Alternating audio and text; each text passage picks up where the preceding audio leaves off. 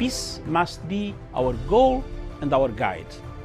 And all that we strive for as a human family, dignity and hope, progress and prosperity, depends on peace. But peace depends on us.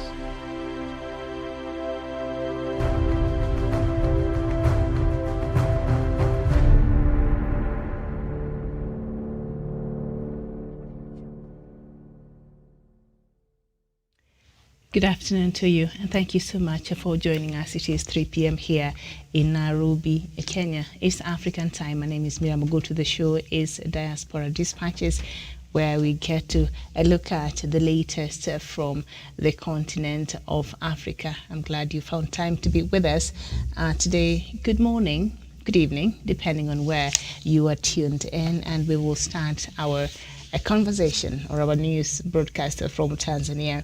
The Tanzanian government has said that it is ready to amend media policy and regulations with input from the country's stakeholders. And that is according to Hassan Abbas, the Permanent Secretary for Information. He said government was ready to make any amendments to media policy and regulations if stakeholders had recommendations that will develop their industry. President Samia Suluhu, who took over after President John Pombe Magufuli death on the 17th of March, has brought notable changes, including allowing some media outlets that had been censored during her predecessor's regime to reopen. We head over to Malawi. Malawi Supreme Court has ruled that the death penalty is unconstitutional. The court said the death penalty was against international human rights standards. This means that a life sentence will be the highest punishment in Malawi. The Malawi Human Rights Commission described the ruling as progress. The ruling noted there had been no executions in the country since 1975. Malawi now becomes the 22nd country in sub-Saharan Africa to abolish the death penalty. And the Southern Africa Development Community SADC Security Summit that was to be held in Mozambique on Thursday has been postponed. Mozambican Foreign Minister Veronica Macamo said the body did not have a quorum because Botswana's and South Africa's president would be absent.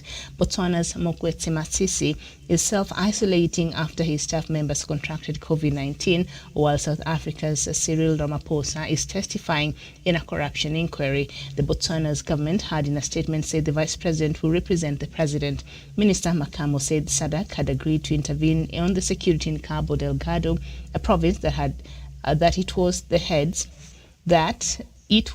of state who would come up with lasting solutions. The province has seen a series of attacks by Islamist militants. And still staying in the Southern African part, we go to South Africa itself. And South Africa's President Cyril Ramaphosa has admitted to the failure of ruling party to prevent corruption during former President Jacob Zuma's rule. He said African National Congress ANC should have done more to prevent corruption as he gave his testimony before a judicial inquiry probing allegations of corruption during Mr. Zuma's term as president. He said the ANC had not lived up to the expectation of South African people in enforcing accountability, noting that corruption had undermined the rule of law. The president was speaking during the commission as head of the ANC and is expected to continue his testimony today. He's actually doing that as we speak. On his opening statement on Wednesday, he said ANC will try to shed light on the matters being investigated so as to hold to account those responsible. Mr. Zuma faces more than a dozen corruption-related charges, including fraud, racketeering, and money laundering during his 9 years of power. He has since denied any wrongdoing. We go to Somalia, and Somalia's opposition politicians have cautiously welcomed President Mohamed Abdullahi Mohamed's move to drop a controversial 2-year extension of his term in office, but questions remain on his intentions on how the country is going to hold already delayed elections. Forces loyal to opposition leaders and government security agencies had clashed in Mogadishu on Sunday, injuring several people, but residents who fled their neighborhoods are returning home now that the president, commonly known as Farmajo, and Prime Minister Mohamed Hussein Roble are calling for calm. We go to Chad, and the Chadian Transitional Military Council, CMT, expressed itself for the first time on the demonstrations against the establishment of the military council led by Muhammad Idris Deby, one of the sons of the former Chadian president killed on the 19th of April. The Ministry of Public Security and Immigration had earlier placed a ban on protests, but various civil society and democratic opposition bodies defied it. According to a spokesperson of the Transitional Military Council, General Azem Bermandoa, the so-called peaceful demonstration paradoxically led to the deliberate destruction of 15 national police vehicles, as well as 2 stations belonging to the Total company. He further added that there were intentional assaults on law enforcement officers on mission, where a retired policewoman who pulled out of a public transport vehicle was lynched. The general called on the organizers of demonstrations to discipline the militants and deployed the death of 6 people. We go to Nigeria. The Islamist group Boko Haram has reportedly hoisted a flag in Nigeria's Niger state and gone further to seize the wives of fleeing residents, and that is according to the region's governor. The Niger State Governor Abubakar Bello said close to 3,000 people flee the region following increased terror and armed gang activities. The governor further warned that increased terror elements in the region posed a greater threat to Nigeria's capital city, Abuja, with the Niger border to the east.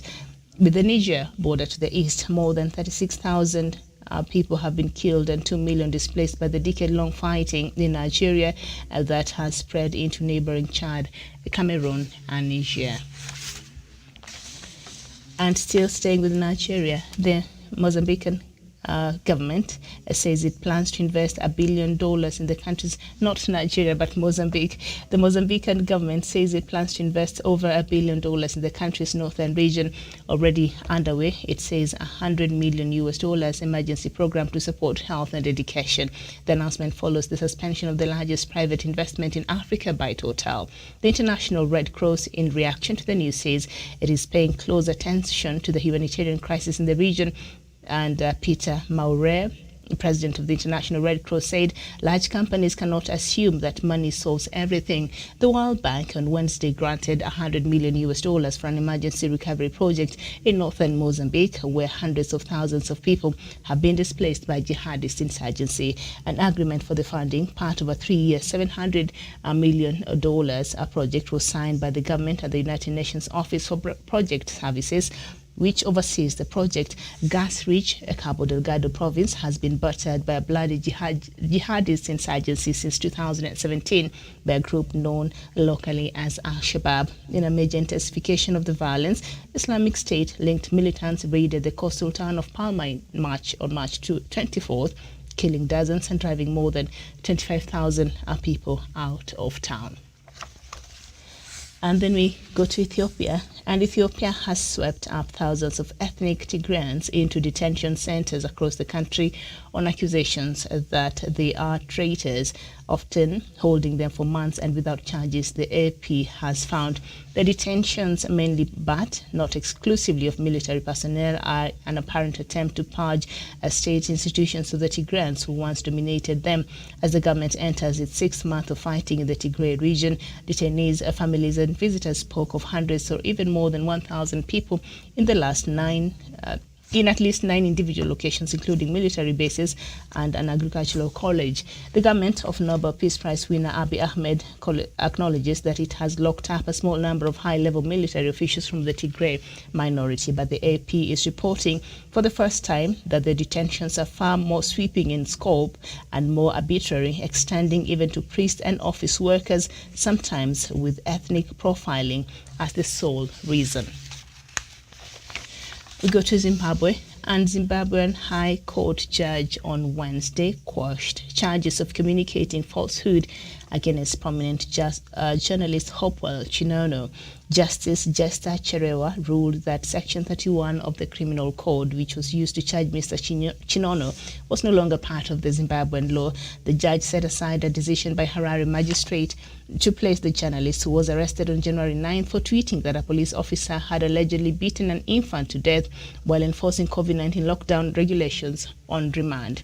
Mr. Chirono had commented on a video allegedly showing a police officer being confronted by a mother carrying the seemingly a lifeless boy, which went viral on social media. And then we go back to South Africa, and all South Africans have an obligation to fight for the land they lost to European colonists and other land grabbers during apartheid in order to work it and produce food for the nation, Opposition Economic Freedom Fighter leader Julius Malema has said. Addressing party members during Freedom Day celebrations in Atteridgeville, west of Pretoria, on Tuesday, Malema said celebrating the country's freedom must be accompanied with the majority black citizens having access to their own land, which is currently not the situation. He added that it was uncalled for the 90% of the country's land is still in the hands of the white minority in South Africa, 27 years after independence. And then we conclude with Uganda. The beating of a pregnant journalist alongside another reporter yesterday by members of the Ugandan People's Defense Forces has put to test the seriousness of the military's promise to improve relations with the media.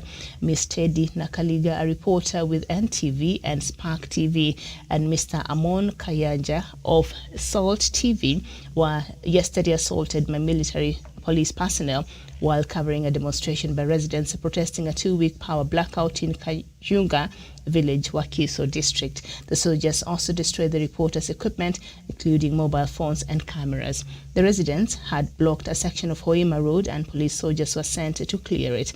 Yesterday's incident comes after another NTV reporter, Mr. Enoch Matovu, was battered by soldiers and admitted at Mitiana Hospital with serious injuries on Thursday last week. And that is the latest from the continent. That story by Uganda, it's just the other day, I think was it 2 weeks ago, I don't know if I did that story here, but there was some news item that I found to be rather interesting. The media was having a friendly football match with, I think, the military and the police, so they were playing. You know, we know how the media, how our Museveni's government is when it comes to media freedoms, and the media generally there in Uganda, which is heavily censored by the government. We saw even to the running up to the elections that happened in February, what has been happening there in Uganda. So we all understand, you know, how the media operates there in Uganda. There's a lot of heavy-handedness from the government. There's no freedom there. You just cannot even air something that shows even Museveni sleeping during a public function, or something that will just, even just for fun. You can't do that. You'll find yourself in jail, right? So a couple of days ago, there was a friendly match between the media and the police. I think the military. I think in Uganda it's even difficult to separate these two. It's like the military and the police. They're the same thing, you know. And like in our country here, by the time you see the military in the streets anywhere in the country, you know, things are not well. Military stay in the barracks, or they go fighting and protecting our boundaries. That is their job. A lot of times we just deal with the police in the streets. But in Uganda, it seems to be quite a different situation. It's really a military you know, government, to say the least. And so this friendly football match didn't seem to bear much, because now you see they're back to beating journalists. And in this case, this lady, journalist, was expecting, she's pregnant, and they were going to cover a protest by local in a certain you know, district where people were protesting about a blackout. You know, and so the journalist went to cover this, as anybody would. This is a news that is of interest to a larger population in that area. That is what, you know, one of the things that informs, you know, newsworthiness. Is it, you know, does it affect a lot of people if you're going to cover something? So it does, and it did. And so the government, no, the police decided to just descend on them. You know, it's just out of order. What you see there happening in Uganda. And just before that, yesterday they attacked 2 journalists. Before that, a few days ago, they attacked another journalist from an NTV reporter. And you know, the NTV in Uganda is a sister station to the NTV we have here in Kenya. And so I think there has been from the information I've been reading and, what you see happen in Uganda, it's like a targeted attack on that NTV in Uganda, when it comes to the larger attack of media freedoms in that country. So I don't know. But the police commandant in that area has said they will investigate those charges and see that the people responsible will be brought into book. Something that I just know is just noise. Nothing is really going to happen against those police officers and the military who assaulted this journalist. That is Museveni's regime for you there. So, all right. And also what is happening right now in South Africa, they had their Independence Day. They were celebrating on Tuesday 27 years of independence after having the first black leadership in South Africa with the death of apartheid, which has really not exactly died. Or even if it did, whatever a kind of damage it has had in a lot of South Africans still live on, the black South Africans, and we see how it has affected a lot of young people who were born around that period in time, or in the 80s or just thereabout. We've seen how that has affected them so much, and they have not recovered as a country. And so Malema is saying, you can't tell us we're free. 27 years later, after independence, majority of the land is still owned by the minority, the white minority in the country. And I think that is the case also in Namibia. When you go to Namibia, I think the white people, they own over 80% of the land. And when I say the land, they own the good part of the land that is productive, that is good, that is favorable, and then the rest is left for the black people. And yet this is an African country, and you cannot even have the best land that belongs to your ancestors. I mean, this is the certain levels of injustices that, I don't know, however much you try to pacify and however much you try to just, we are a big, happy one continent in the global community, and so we sort of have to adjust. It's just difficult, when you read some of these statistics and you read some of these things that happen in certain areas in this continent. It sometimes makes me very sad as an African. So anyway, Mr. Julius Malema, the leader of the economic freedom fighter, we know him, he's quite radical, so sometimes you really can't take fully what he's saying, 100%, because we know if South Africa was to follow his mode of thinking sometimes, he's quite something there, Julius Malema. I'm sure we are all aware.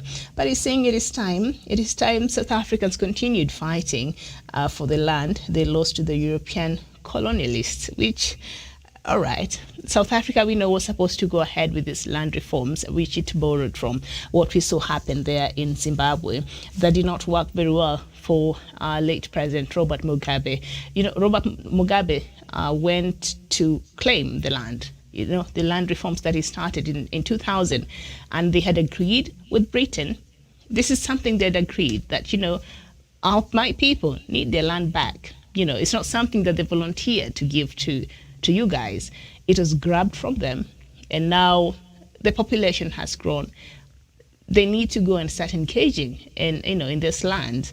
And so they agreed on a formula on how these lands are going to be repatriated back to the original owners. And Britain did not hold part of their bargain. So that is the war, and that is the hate that you saw in 2000 against former President Robert Mugabe. Before that, they tolerated him. He was not very evil.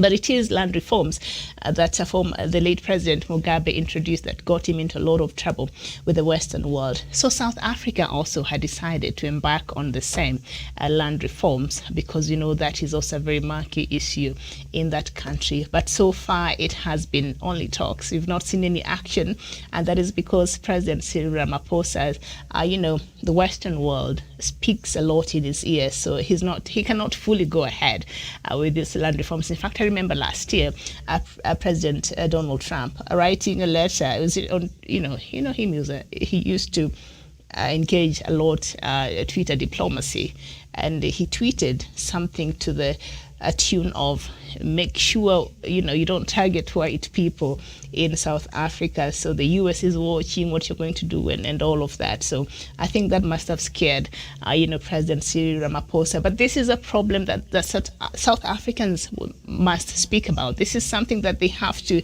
a very difficult conversation that they must have as a country for them to truly move forward, because there are people who feel, no, you can't force us to move forward, and yet you continue to violate us in this way. You continue to occupy places that I should be occupying as a black South African in this country. So as much as we're a big, wonderful rainbow country, there are things that we have to talk about. There are conversations that South Africa must have. Otherwise, we will see this misplaced anger meted on other black people. Remember in the cases of xenophobia that we've seen and other black Africans from other African countries experience in South Africa, misplaced anger. You're targeting the wrong people. I'm not saying go ban and whatever to the white people, no, but I'm just saying it is after years of oppression, years of issues being swept under the rug, years of issues not being clearly and outrightly discussed, is what is we see affect in a lot of people there in South Africa. So I think this, as much as I don't agree with the approach maybe Julius Malema would propose the country take, but I think this conversation is ripe in South Africa. This is something they have to speak about. This is something they might find a solution for. Otherwise, the disillusionment will continue and the chaos will continue. And South Africa has some of the most, unsafe, cities and towns in Africa and in the world. So I think that Julius Malema is right on one side. His approach, maybe not so, because he's quite radical, but also I think this is a conversation that South Africans need to have. And still, speaking about South Africa, President Cyril Ramaphosa is testifying against his predecessor, Jacob Zuma, who was one corrupt individual. And so we've seen that the inquiry has been going on for quite a while. I think since last year or thereabout has been going on, and yesterday and also today was President Cyril Ramaphosa's time. And so while he was as the head of ANC party, that is why he's the president, South Africans, a mode of democracy, proportional representation, what they do is they elect the members of parliament, and then the party with the majority in parliament, the leader of that party becomes the president, is endorsed and becomes the president. So that's how President Cyril Ramaphosa is the president of the Republic of South Africa. They don't have direct elections to their president. It's called proportional representation. And so as the leader of ANC party that has been in leadership since South Africa got its independence, 27 years now, he had to appear because ANC has been accused of corruption. I think we've talked about here before. ANC has gone ahead and perpetuated corruption and economic plundering that has sent even more people into disillusionment and has really messed up the economy of South Africa. And so he had to show up in this inquiry that is looking into the former president Jacob Zuma's rule and the things that he perpetuated the levels of corruption as the president, and also at that time as the ANC leader. So while he appeared on this inquiry, President Cyril Ramaphosa admitted to the failure of the ruling party to prevent corruption during former President Jacob Zuma. And if you look at the list of people who have heavily benefited from the corruption mega scandals in South Africa, a lot of them comes from ANC party. If not, then they do have links with top membership of ANC party. So I think by even President Zuma, Cyril Ramaphosa, a sitting president, showing up at an inquiry to testify against your predecessor, I think that is democracy in a good path, I think. But also it's quite interesting because that is not something that you would see happen every day in this continent. He said the African National Congress should have done more to prevent corruption, as he gave his testimony before the judicial inquiry probing allegations of corruption during Mr. Zuma's term as president. And Mr. Zuma has been evading his time to go to this inquiry. He's been looking for excuse upon excuse and, and not wanting to show up. And so I don't know if at the end of this, Mr. Zuma will have to pay. So Mr. Zuma faces more than a dozen corruption-related charges, including fraud, racketeering, and money laundering during his 9 years of power. He denies any wrongdoing, of course. So I think that ANC has to blame for a lot of things that is happening. I don't know if the former president, Nelson Mandela, was alive. And I don't know what he would make of what is happening and what ANC has done there in South Africa. It hasn't done much enough to advance and to address what is really of great concern and importance to the people of South Africa. Having seen that it is the only party that has been in power since gaining independence there 27 years ago, it hasn't done much really there to address and respond effectively to the things that South Africans would want them to. So I think ANC has really, I don't know if they'll be able to find another leadership, but that is what they did last time. They removed Zuma. And I think late last year there were calls they wanted to remove also Cyril Ramaphosa for certain reasons, also corruption related, but not directly like that. But that did not succeed. I guess it did not have more ground and more weight like that one of Jacob Zuma. Remember that led to Jacob Zuma being removed, the Gupta brothers and all. You see, he has 12 counts of corruption that he's facing right now. So ANC has been a disservice, to be honest with you, to the people of South Africa. So let's see at the end of today. President Cyril Ramaphosa is testifying today for the second day. He did yesterday and today. So let's see after that inquiry that has been really going on for over a year now, what the results will be, if at all Jacob Zuma will pay for the fine, or they will auction his things and those beautiful houses he built for all his wives. Remember, part of the money went there, and I think that is what raised red flags, and then or maybe he'll serve some jail time. Sometimes back last year, he had a music deal with this record company that gave him a music deal for him to record some, what they called some freedom songs. They are always calling and singing all these songs for asking for freedom. You've seen them. So that tells you they're not really free. I don't know if it's a psychological thing, because they did that for a very long time. So they're still in that mode. So sometimes people joke that South Africans, instead of just going out there and working hard and, instead of banning and killing other Africans who have gone into South African, South Africans see these opportunities and take advantage of them and, make something good out of whatever it is. They just wake up in the morning and they just singing the freedom songs. They're still waiting for freedom to come. I think it's more of a psychological thing. I don't know. It's a joke people make, okay? Yes, those are his lovely homes he built for all of his wives. So that is where some of the corrupt money went. So I don't know if they will sell those houses. I'm not sure. But we will see how that will go. This other issue of Mozambique. Today we are staying with the southern part of Africa. Of course, Nigeria also is still a problem. But now the government of Mozambique is planning to invest over $1 billion in the country's northern region. We know the northern part of Mozambique, especially the Cabo Delgado province, has been a hotspot for militant activities. It is in Mozambique, the northern part, it is rich in the natural resources, gas, oil, and yet it is the poorest in the country. And when these multinational companies came to set up shop in that part, the residents, a lot of them were removed by force. There was no engagement. There was no local engagement with the local people there. Nobody cared to tell them, this and this and this will benefit. And they're saying even after the coming of these multinational companies, they've not benefited. So these people, they're the most illiterate, they're the most poorest, and yet that part of the country has vast, deposits of natural resources that is enough to take care of the whole country.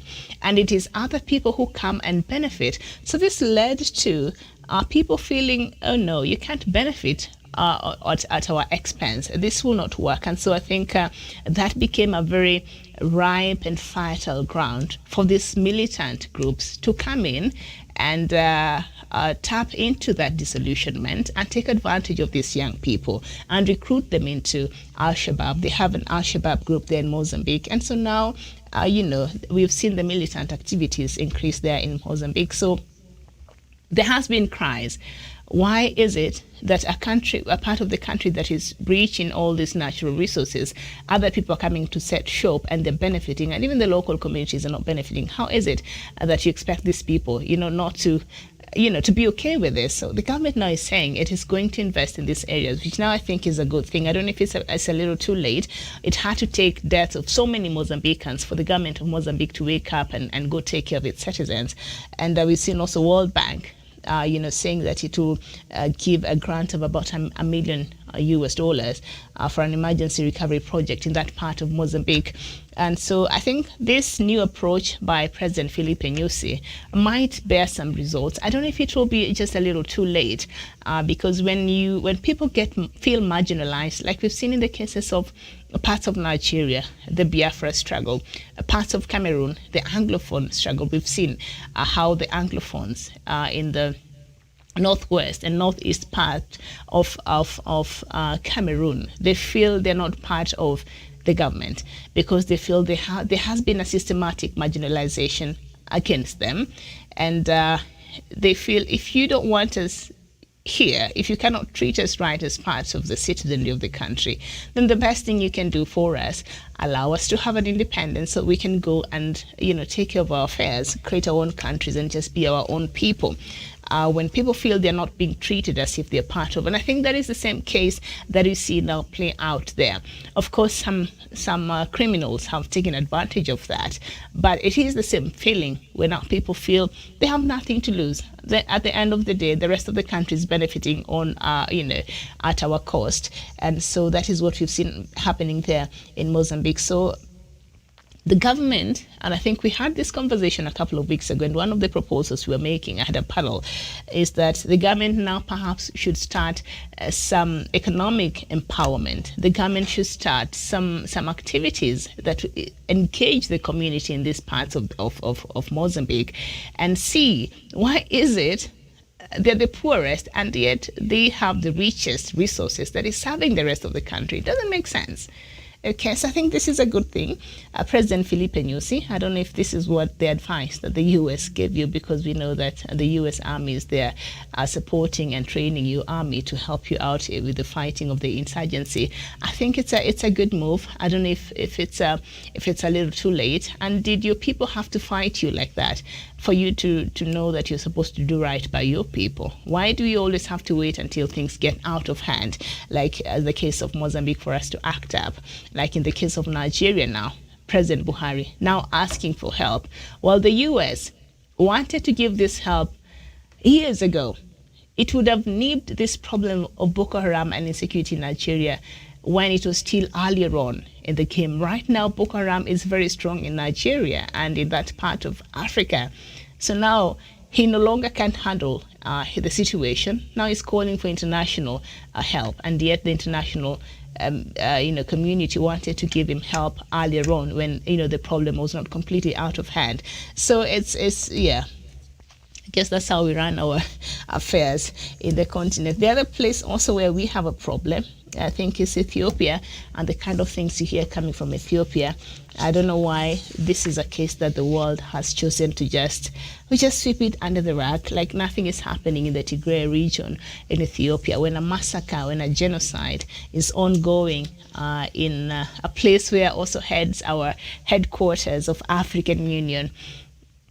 We should speak up, and the silence that our leaders have chosen to take, it's very telling.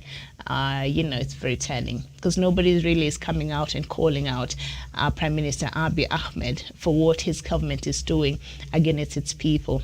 It's wrong, and we should continue speaking against it. And the silence there, that is a conspiracy, and you're supporting, and your silence means that you're complacent.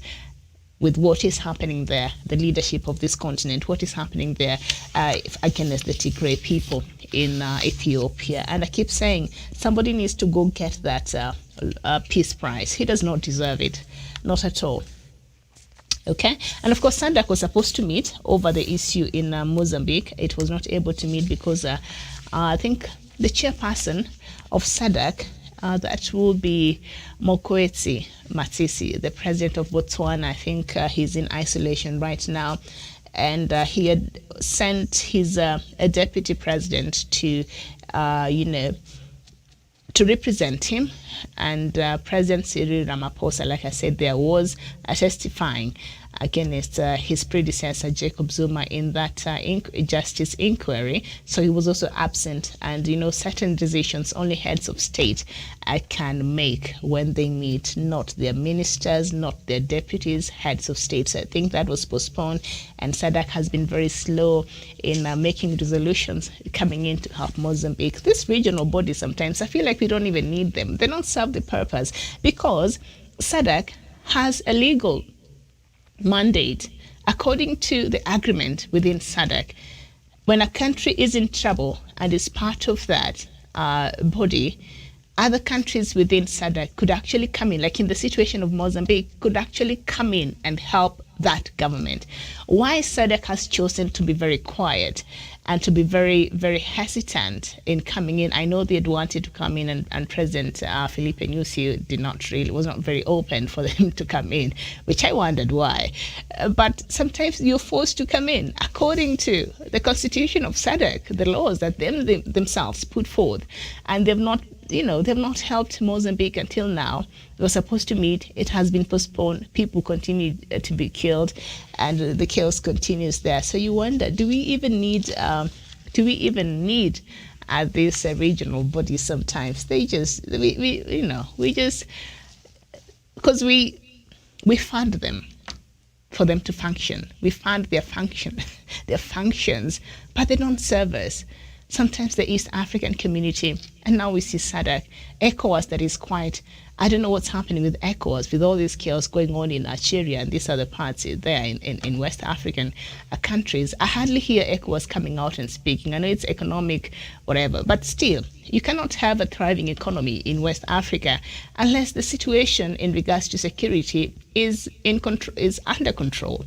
Right now, I don't know what kind of business you talk about. Until this situation is sorted out, I don't know what other business, ECOWAS, you're supposed to be talking about. So this regional body, sometimes, they really don't serve the purpose.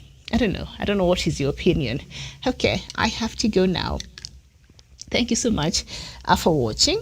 Malawi has removed the death penalty, and the last death execution was done in 1975. So basically, they've not even been using this part of the law, but they have formally abolished it, and it has become the 22nd country in sub-Saharan Africa to abolish the death penalty. Okay, very well. I'll see you here tomorrow, God willing. Thank you so much for watching. My name is Miriam Ogotu. Enjoy the rest of your day. Bye bye for now.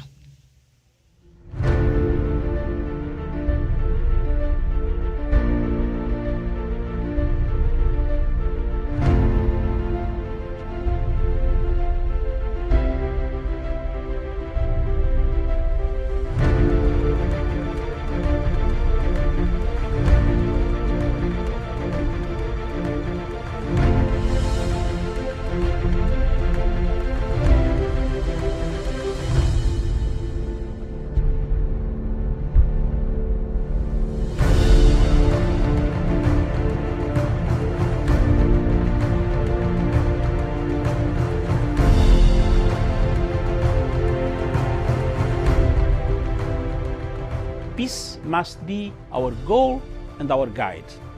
And all that we strive for as a human family, dignity and hope, progress and prosperity, depends on peace.